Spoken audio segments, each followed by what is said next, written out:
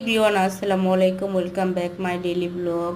গরুর মাংসের কোপ্তা আজকে রান্না করব, দেখবেন কেমন হইব।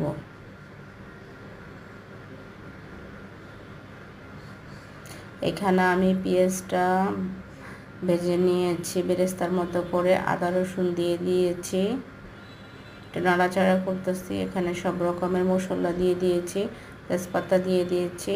এখানে গোশগুলো আগে থেকে ধোয়া ছিল, তারপরে লবণ অ্যাড করে দিয়েছি, এখানে একটু পানি অ্যাড করে দিয়েছি, তারপরে ঢাকনা দিয়ে ঢেকে দিয়েছি, তারপরে টক দই দিয়ে নাড়াচাড়া করতেছি।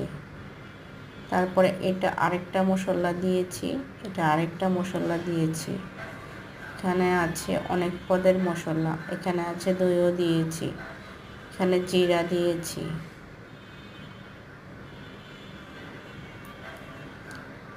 দেখেন কত সুন্দর কালারফুল হয়েছে, অনেক সুন্দর কালারফুল হয়েছে। এটা রুটির সাথেও যাবে, ভাতের সাথেও যাবে, সব ধরনের জিনিসের সাথে এটা খেতে পারবেন। আর এটা দেখতেও সুন্দর, একটা কালারফুল গরুর মাংসর কোপ্তা। দেখেন আমার খালামণি কত সুন্দর করে পরিবেশন করে রান্না করতেছে। গরুর মাংস অবশ্যই রান্না করলে একটু টাইম লাগে, টাইম ছাড়া হয় না। টক দইটা দিয়ে দিলে তাড়াতাড়ি এই জিনিসটা গলে যায়। দেখেন কত সুন্দর কালার হয়েছে, এখানে অল্প তেল দেওয়া হয়েছে।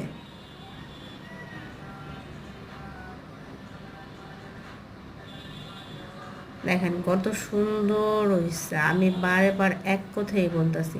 আর সব কিছু ইত্যাদি আমি ভিডিওর মধ্যে দেখায় দিলাম কিভাবে কি করবেন।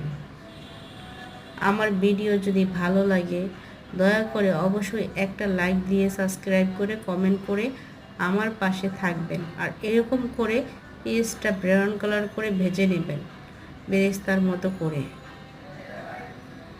অবশ্যই চেষ্টা করবেন তেজপাতা দেওয়ার জন্য, তেজপাতা দিলে ঘ্রাণটা অনেক সুস্বাদু হয়।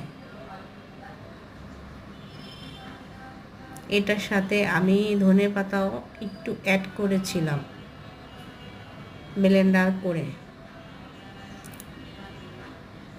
সবাই ভালো থাকেন। আর এটা হলো আমাদের দুপুরের খাবার। আল্লাহ হাফেজ।